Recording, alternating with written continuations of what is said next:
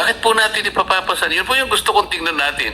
It is an angle that should also be investigated. Wala kang kontra doon, Attorney San Juan. Opo, meron lang ako sanang nais Sasagot linawin. ka muna. Kukontra ka ba o hindi? Hindi po ako kontra. O yan, yan gusto ko yung walang kontra eh. Of course. I just want to clarify na kasi yung Hindi, system ewan ko na laws... po, ika-clarify yun. Hindi ka na nga kumukontra, kina-clarify mo pa.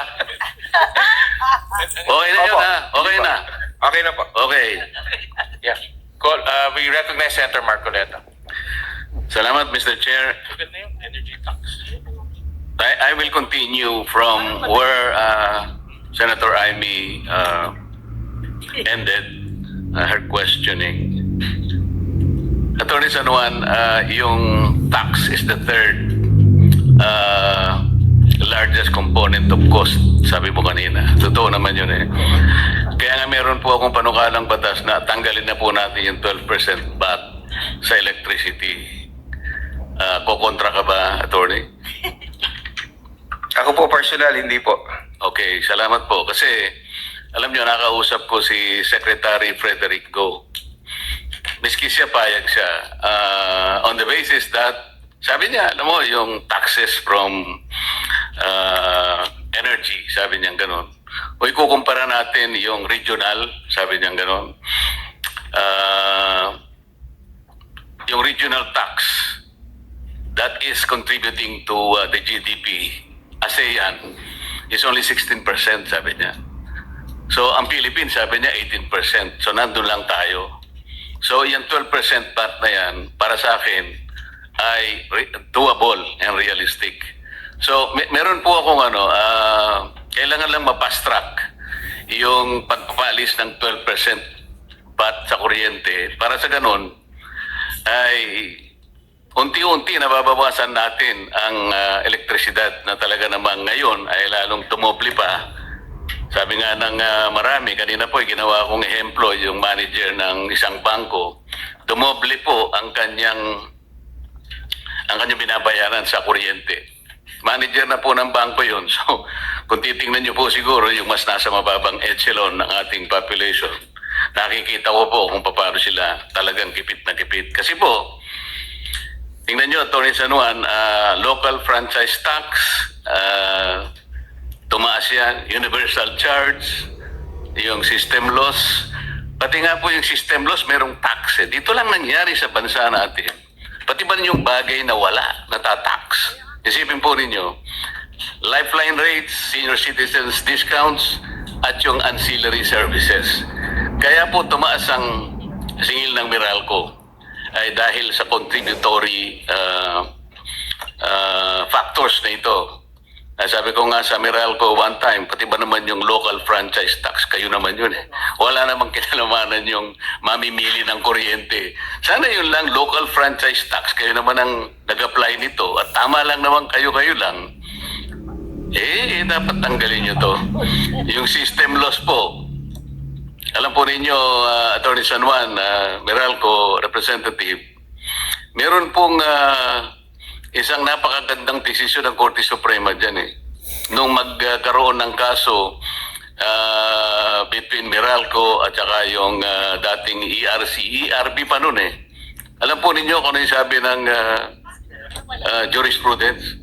Hindi mo kailanman maipapasa ang costs, yung gastos sa isang mamimili, sa consumer,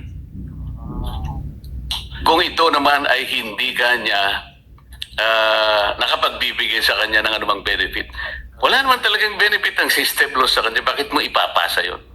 Isa yun sa isang pinakamagandang jurisprudence po na naitala sa kasaysayan ng Supreme Court. Pero hindi po natutupad yun eh. Mula doon sana pag-aralan natin. At mula sa batas po, sinasabi, kinakailangang manaig po yung salita ng batas. Isa po sa mga layunin ng EPIRA ay yung pong pagkakaroon ng affordable rates of electric power. Sa aking palagay po, yung affordable ay mura, abot kaya, kayang-kaya. Pero kailanman hindi pa po nangyari yun. So hanggat hindi natin naibaba at ngayon nga po lalong tumataas, Mr. Chair, there is a continuing violation of the law. affordable rates po. Sumisigaw na po sa hirap ang mamamayan ngayon. Attorney Sarman, pag-usapan natin ang ancillary rates. Isa po sa malaking bahagi ng gastusin na binabayaran po, napupunta po dun sa listahan, dun sa monthly billing po ng isang consumer. Bakit hindi nyo po i-propose na ang gobyerno ay mag-maintain na po ng isang power plant na ang tanging layunin niya ay siya na po yung mag-provide ng ancillary rates para hindi makadagdag po. Hindi naman po siguro magiging baka hindi naman po siguro kokontra ang ating mga generation companies kasi ang pinag-uusapan lang ancillary, hindi po nakikipag-compete ang government. Gusto lamang po niyang makatulong sa kanyang mamamayan, siya na po ang aako doon sa ancillary rates. Hindi po ba tamang solusyon ito, Attorney ERC? Opo, po pwede yan na option. And dun sa EPIRA review, po pwede nga pong balikan yung polisiya na in-adopt before na yung gobyerno ay aalis na doon sa generation Doon lamang and sa punto na transmission yun, industry. nakikita ko kasi na baka aangal sila dahil nga akala mo nakikipag-compete ang gobyerno. Pero hindi po. Kaya sinasabi ko lang, only on the basis of providing the ancillary services. So hindi po competition yon sa panig ng private sector. Tama po. Tama po. At kasi ngayon, ang struktura ng ating power industry na bago na din. Kaya nga po, yun lang po gusto ko. So hindi ka naman kontra doon, di ba? Opo, maaari nga pong mapag-aralan niya ng Kongreso para maribisa yung polisiya na nasa EPIRA. Kasama na rin doon yung polisiya ng pag-allow ng lifeline as an exception to the removal of cross-subsidy principle. Yung system loss naman, meron din po akong panukalang batas dyan. Kasi po yung dalawa pong bahagi yung system loss, isang non-technical at saka yung technical.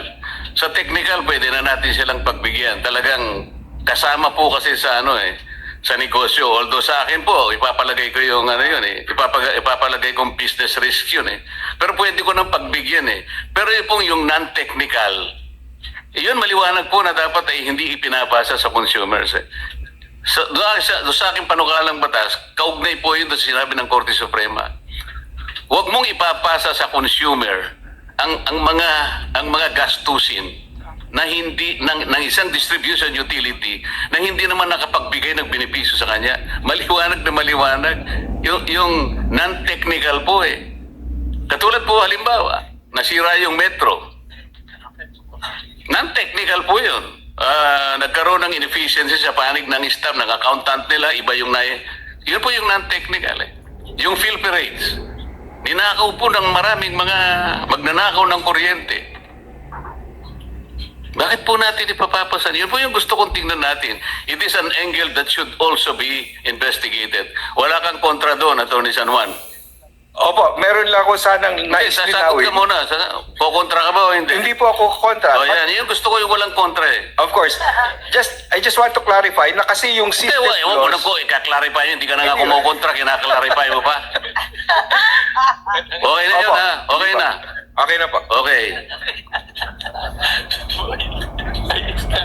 Ito pa yung isang area, Attorney San Juan. Ang laking bagay sana ito Panagutan po natin yung ARCOA. Malaki po ang ibibigay nito na pagkakataon sa pagpapababa po ng singil sa kuryente. Kapag ito po ay napanagutan natin sa magitan ng maayos na mga rules, kaya po hindi masyadong nagiging masigasig ang pagpapatupad nito dahil yung mga rules natin po hindi masyadong malinaw Pero sa sandaling mapunta tayo sa ganito, mapanagutan po natin yung ARCOA. Alam po natin na pinag-uusapan natin, ang isang komunidad, meron siyang threshold Kung hindi ako nagkakamali, correct me if I am wrong, ang isang village o community, pag na-total niya na meron siyang 500 kilowatts, mag-a-apply sa ARCOA at makakakuha siya ng isang service provider, not necessarily, for example, in this case, Meralco. Halimbawa, ang Meralco is 9 pesos per kilowatt hour. Yung service provider, sabi niya, pre, bibigyan kita 842, halimbawa. So meron siyang option. Ang laking bagay po nito. And then an aggregation of villages, of subdivisions, yung tinatawag nating aggregation.